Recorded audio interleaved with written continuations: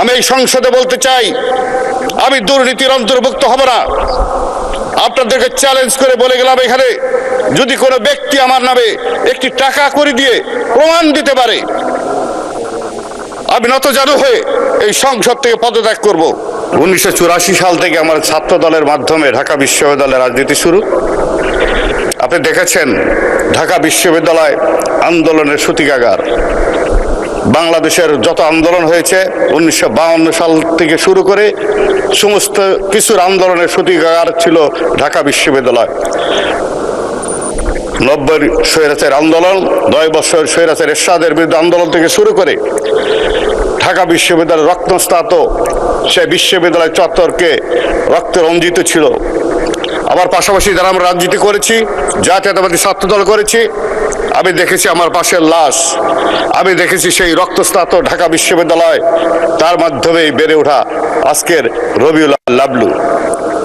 বাংলাদেশ জাতীয়তাবাদী দলের একজন সূর্য শরীফ হিসেবে আমি নিজেকে গর্বিত মনে করি। আজকে কথা বলার অনেক কিছু ছিল, রাজনৈতিক বক্তব্য দিতে পারছি না, যেহেতু অল্প সময়, সেই স্বল্প সময়ে আমার এলাকার কথাই তুলে ধরছি। আমার এলাকা টাঙ্গাইল 6, 135, নাগরপুর দেলদুয়ার। বিশেষ করে সেখানে ধলেশ্বরী একটি সেতু আছে। 2005 সালের 27শে ডিসেম্বর আমাদের প্রাণীর নেত্রী বেগম খালেদা জিয়া নাগরপুর সফর করেন। সেই ক্ষেত্রে উনি সেতুটি উদ্বোধন করতে পারেননি, বাট নির্মাণের জন্য প্রস্তুতিমূলক কর্মকাণ্ড কাজ করেছিলেন। কিন্তু পরবর্তীকালে আওয়ামী লীগ সরকার তাদের উদ্বোধন করে। আমাদের দেশনেত্রী বেগম খালেদা জিয়ার যে পরিকল্পনা, সেই পরিকল্পনাকে উল্লেখ করে তারা কাজ করতে সমর্থ অর্জন করেন। আজকে নাগরপুর দেলদুয়ারের মানুষের দাবি, গণমানুষের দাবি, হাজার হাজার লোকের দাবি, প্রাণের দাবি, ধলেশ্বরী সেতুর টোল মুক্ত সেতু চায়। নাগরপুর দেলদুয়ারের জনগণের দাবি এটা। আমি আমাদের মাননীয় মন্ত্রী, তার সাথে কথা বলেছিলাম।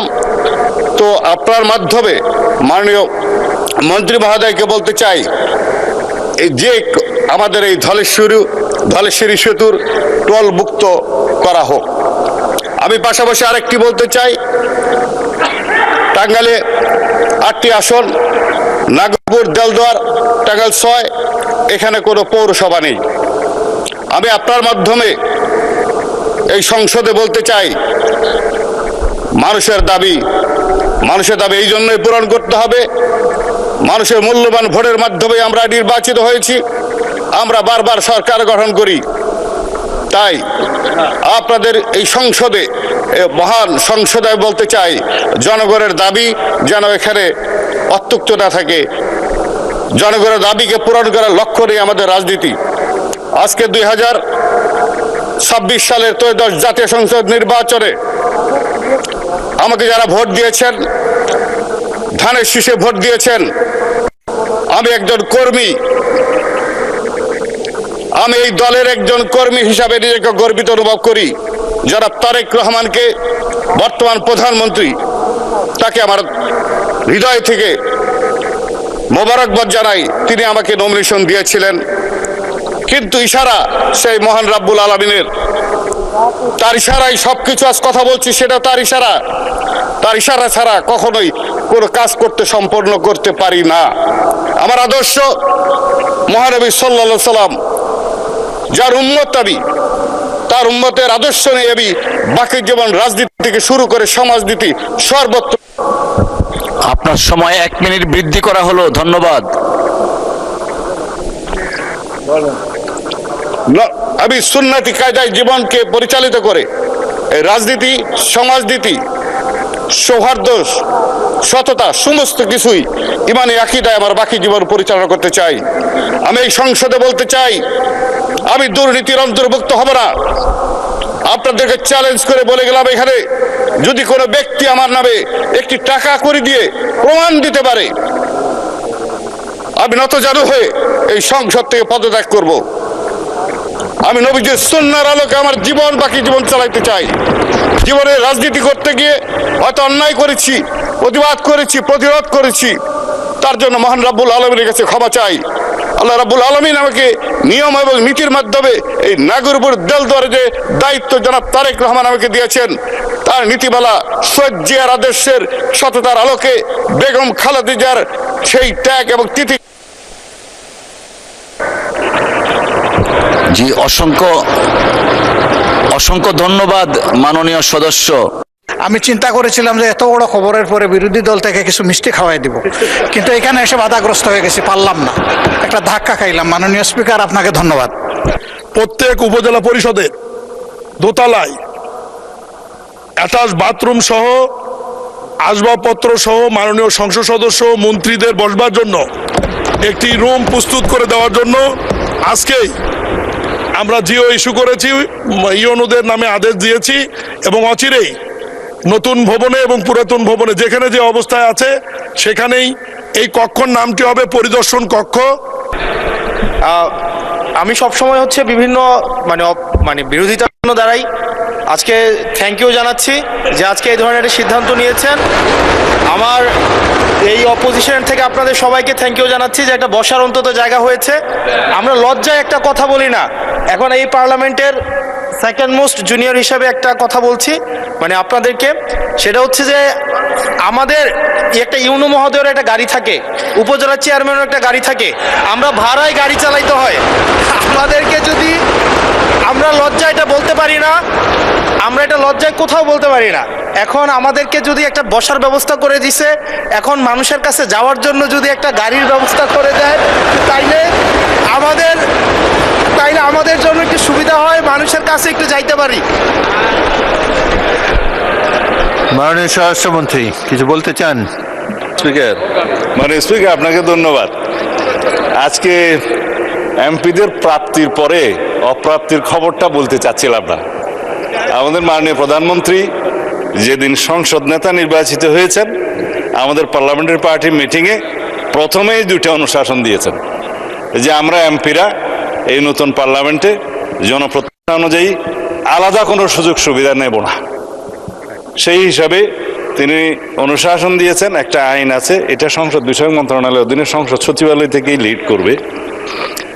এই আইনে আমরা একটা সংশোধনী আনবো যে এই মহান জাতীয় সংসদের কোনো সদস্য আমরা ট্যাক্স ফ্রি গাড়ি নেব না। এইটা মাননীয় সদস্য বাদে বাকি সবাই তালে দিছে, কিন্তু আমাদের মানুষ সদস্য ছাড়া দিছে।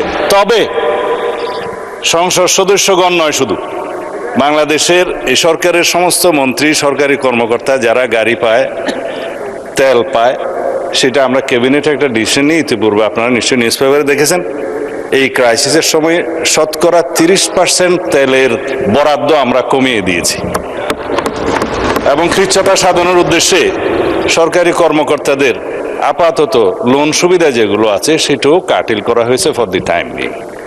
এই সমস্ত এগুলো আমরা সবই জনবান্ধব এবং জনপ্রত্যাশা অনুযায়ী যাচ্ছি, আমাদের মাননীয় প্রধানমন্ত্রীর নির্দেশনা অনুযায়ী। মাননীয় সংসদ সদস্য নিশ্চয়ই অফিস পেয়ে খুশি হয়েছেন, আবার গাড়ি না পেলে নাখুশ হবেন।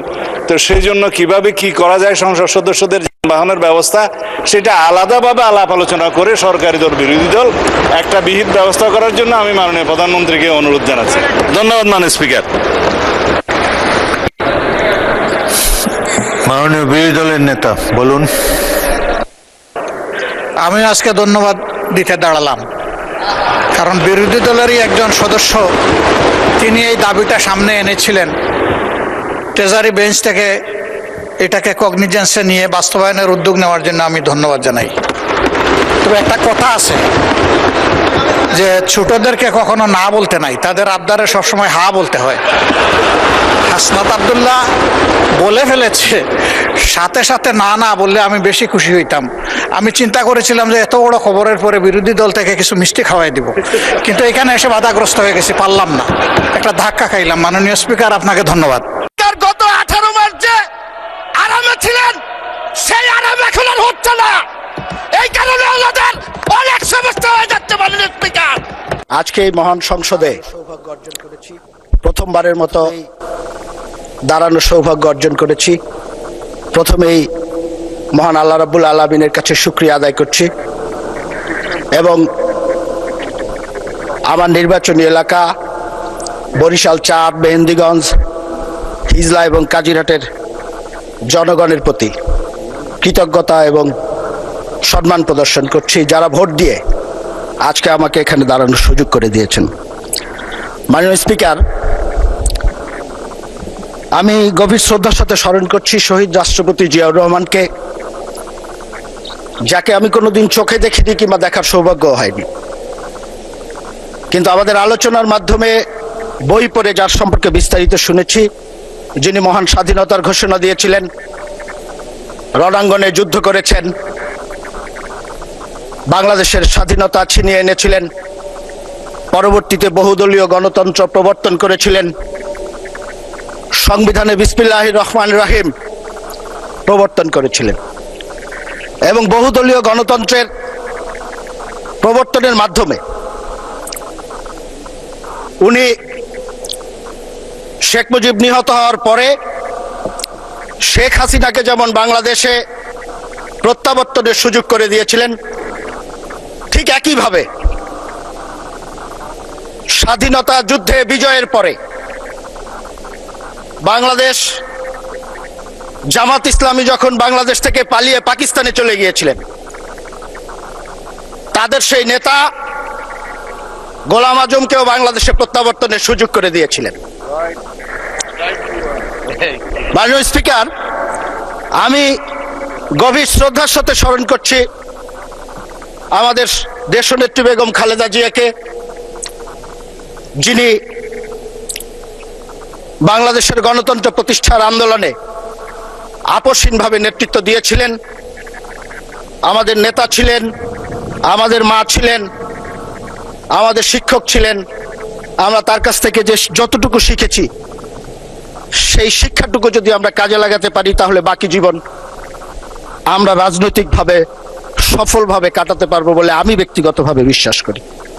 ধন্যবাদ জানাচ্ছি মাননীয় প্রধানমন্ত্রীকে, যিনি তার দূরদর্শী নেতৃত্বের মাধ্যমে বাংলাদেশে স্বৈরাচার বিরোধী যে লম্বা সময়ের আন্দোলন, সেই আন্দোলনকে নেতৃত্ব দিয়েছেন এবং অত্যন্ত বিচক্ষণতার সাথে অতীতের সব জঞ্জালগুলো এড়িয়ে সামনের দিকে বাংলাদেশকে নেতৃত্ব দিয়ে যাচ্ছেন।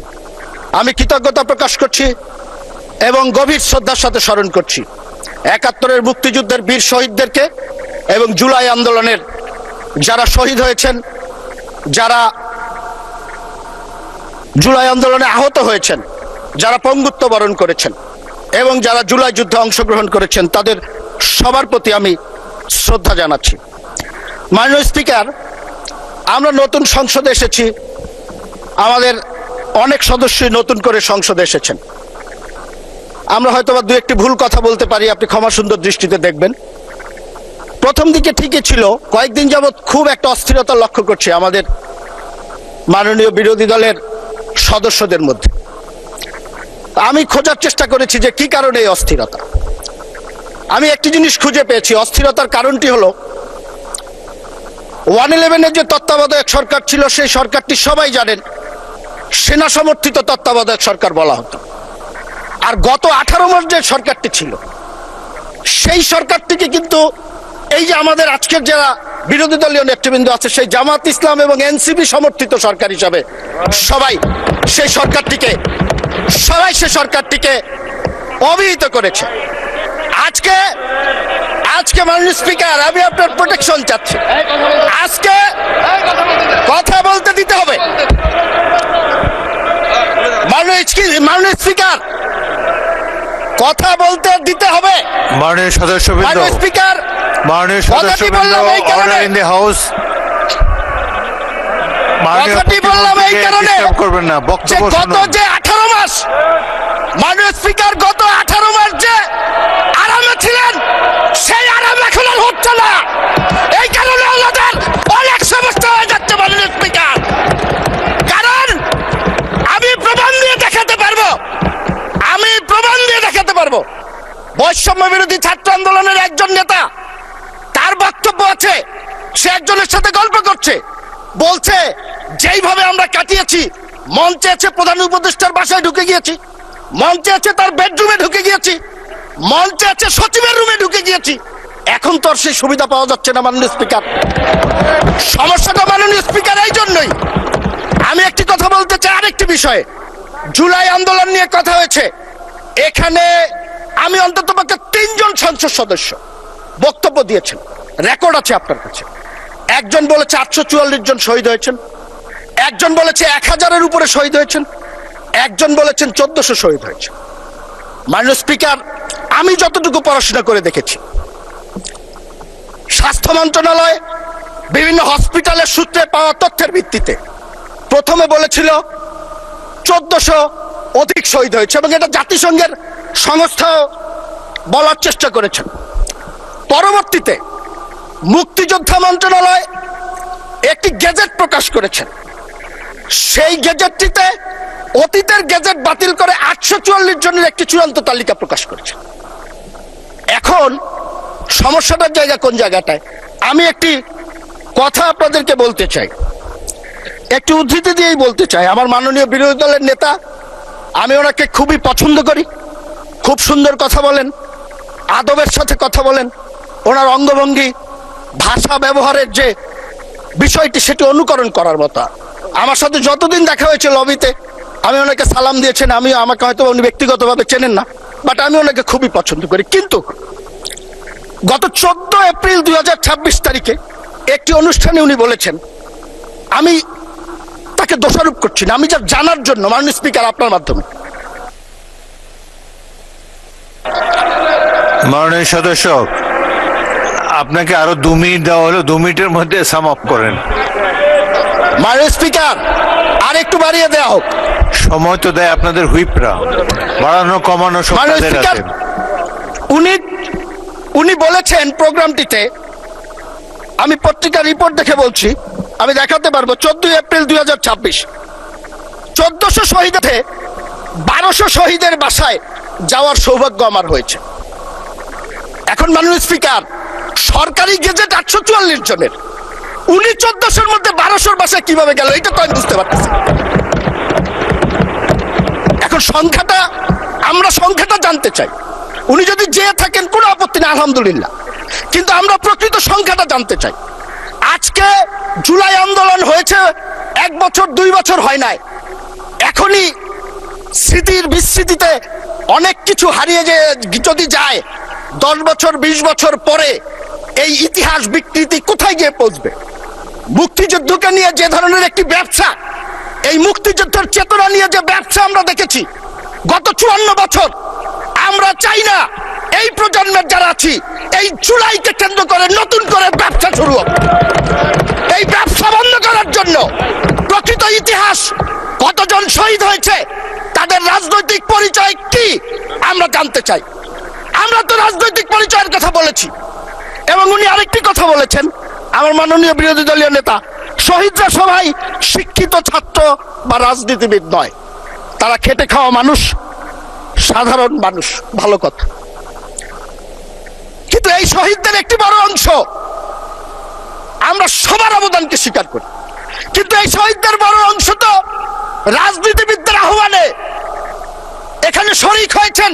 এই নেতৃত্বের অধীনে এই সংগ্রামে যারা শরিক হয়েছেন, তাদের অস্তিত্বকে যদি আপনারা অস্বীকার করেন।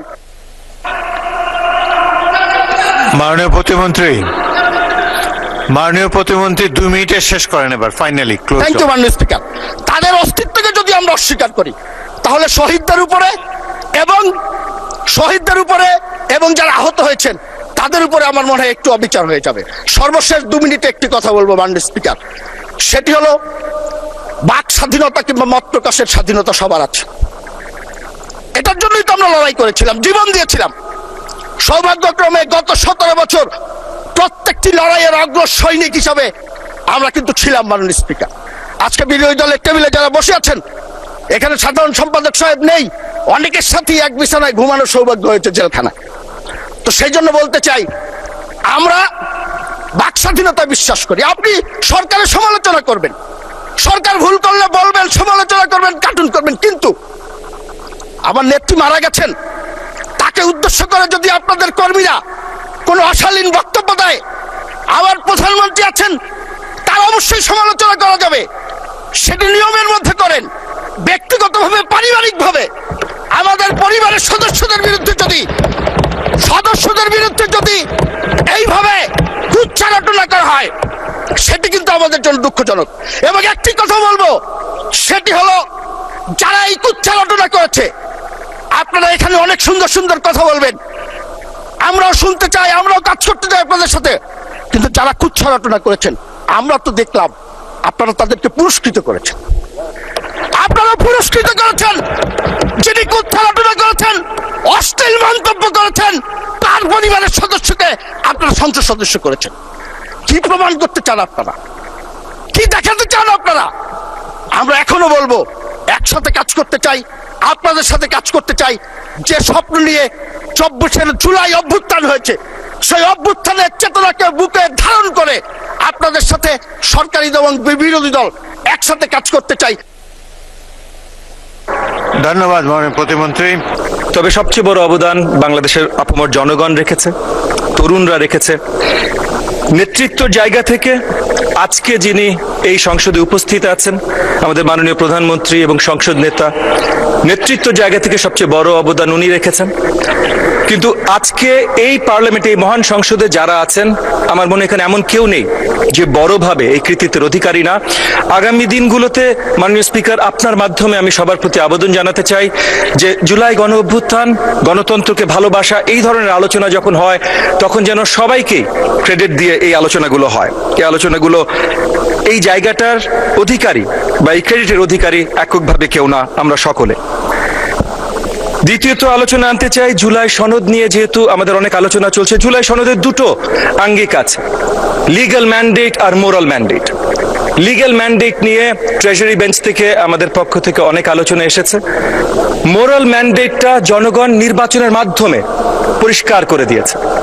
তো নির্বাচনের মাধ্যমে যেহেতু পরিষ্কার হয়েছে, আমি আপনার মাধ্যমে আবেদন জানাবো আমাদের অপোজিশন বেঞ্চের প্রতি যে মোরাল ম্যান্ডেটটা যেখানে গেছে ওনারাও যেন সেইভাবে সেই মোরাল ম্যান্ডেটটাকে সম্মানিত করেন, এবং ট্রেজারি বেঞ্চের যে দায়িত্ব জনগণের প্রতি আছে, এই মোরাল ম্যান্ডেট যেভাবে জনগণ আমাদেরকে দিয়েছে সেটা যেন ওনারা সঠিকভাবে সম্মান জানান। আমাদের আসলে ধন্যবাদ জানার অনেক কিছু আছে। অলমোস্ট 1.5 দশক পর আমরা এমন একটা প্রাণবন্ত পার্লামেন্টে এসেছি যেখানে সেই রোমান সেনেটের মতো, চিসেরোর সেই রেটরিকের মতো আলোচনা হয়। তরুণ, বিজ্ঞ সকল আলোচক এবং সকল জনপ্রতিনিধি বেঞ্চের ওই সাইডেও আছে, বেঞ্চের এই সাইডেও আছেন, সকলকে সাধুবাদ জানাই। আসলে এই দেশ জাতি 1.5 দশক ধরে বঞ্চিত হয়েছে এই ধরনের আলোচনা থেকে। এরকম রেটরিক যেমন দরকার, আবার একটা জিনিস বারবার ভুলে গেলে চলবে না। আমাদের মাননীয় প্রধানমন্ত্রী, সংসদ নেতা যেটা আমাদেরকে বলেছেন, জানিয়েছেন, শিখিয়েছেন, এবং আগামী দিনগুলোতে আমরা কন্টিনিউয়াস প্র্যাকটিস করছি এবং করব, সবার আগে বাংলাদেশ। তো সবার আগে বাংলাদেশ যদি হয়, আমাদের ইউনাইটেড থাকাটা গুরুত্বপূর্ণ। চিসেরো যেমন ছিলেন বিশ্ববিখ্যাত 2000 বছর আগের হলেও সেনেটর, তেমন 200 বছর আগে রেডমন্ড বার্গ ছিলেন একজন অত্যন্ত পপুলার পার্লামেন্টেরিয়ান। ওনার একটা কথা ছিল, parliament is the deliberative assembly of one nation with one interest। মানে আমরা সবাই একত্রিত, আমরা সবাই একে অপরের বিরোধী না, একে অপরের বিরোধী না। সুন্দর বাংলাদেশ গড়তে হলে সেভাবেই গড়তে হবে, এবং সেই জায়গা থেকে আজকে আবারও কয়েকবার রিপিট করছি, কিন্তু আমাদের সংসদ নেতার নেতৃত্বে সবচেয়ে বড়ভাবে আমরা অনেক কিছু করেছি। আমি 30-40টা লিস্ট দিতে পারবো। এখানে মাননীয় ট্রেজারি বেঞ্চের আরো মেম্বাররা এরকম অনেক লিস্ট দিয়েছেন, বা অনেক জনপ্রতিনিধি মহোদয় অনেক লিস্ট দিয়েছেন। বাট বড় দাগে দুটো জিনিস নিয়ে কথা বলি মাননীয় স্পিকার।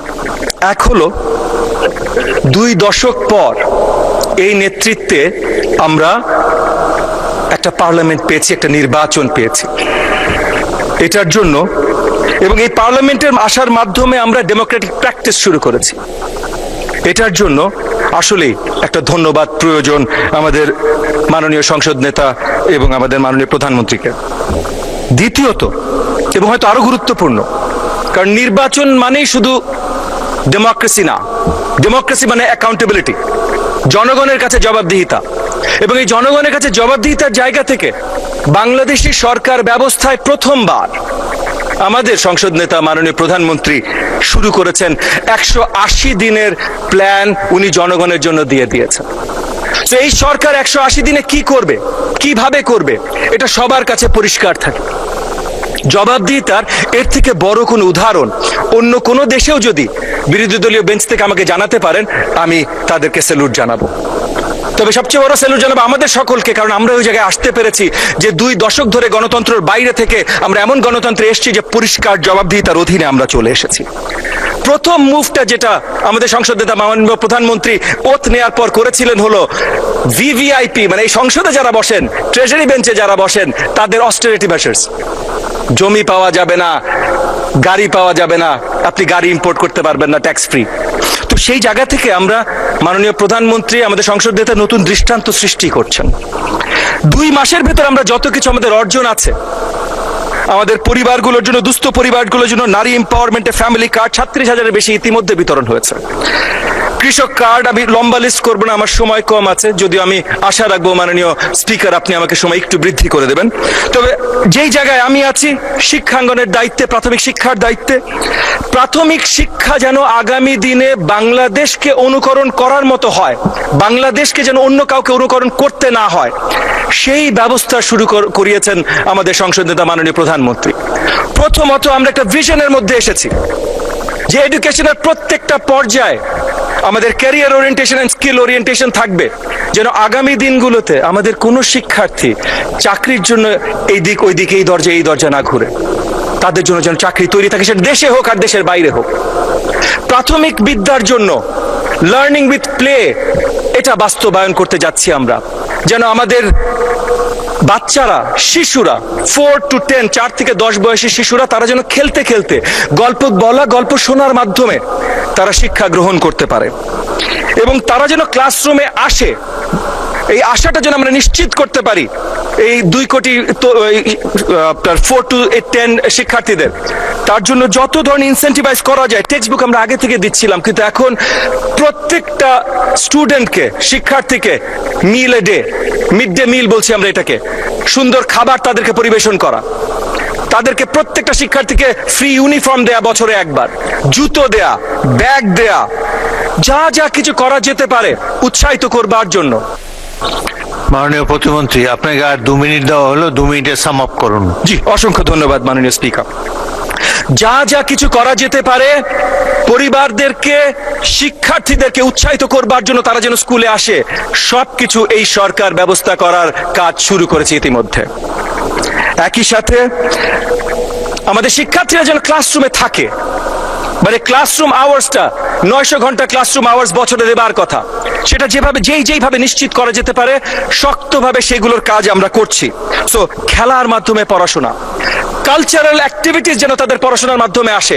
সো সেটা গল্প বলা বলেন, ডিবেট বলেন, স্ট্যান্ডিং বক্তৃতা বলেন, গান বলেন, নাচ বলেন, নাটক বলেন, যেই কালচারাল অ্যাক্টিভিটি আপনি নিয়ে আসবেন, 2টো ভিন্ন ধারা করে কালচারাল মিনিস্ট্রির সাথে কাজ করে আমরা অতি শীঘ্রই প্রাইমারি লেভেল পর্যন্ত ক্লাস 4-5 এর বাচ্চাদের জন্য আমরা নিয়ে আসছি মাননীয় স্পিকার।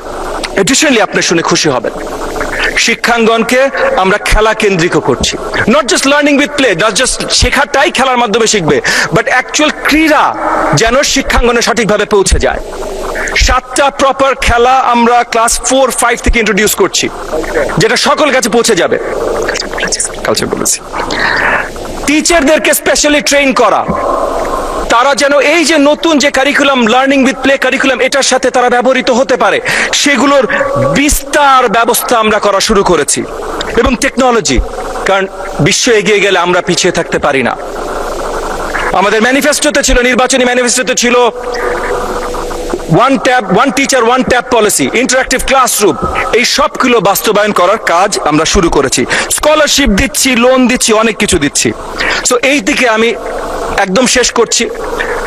আমাদের অপোজিশন বেঞ্চের জন্য তাদের প্রতি আপনার মাধ্যমে আমি আবেদন জানাচ্ছি যে ওনারা কমপ্লেন নিশ্চয়ই করবেন, কিন্তু প্রাপ্তিগুলো যেন সাধুবাদ, ধন্যবাদ জানান। আপনাকে অসংখ্য ধন্যবাদ মাননীয় স্পিকার, সকলকে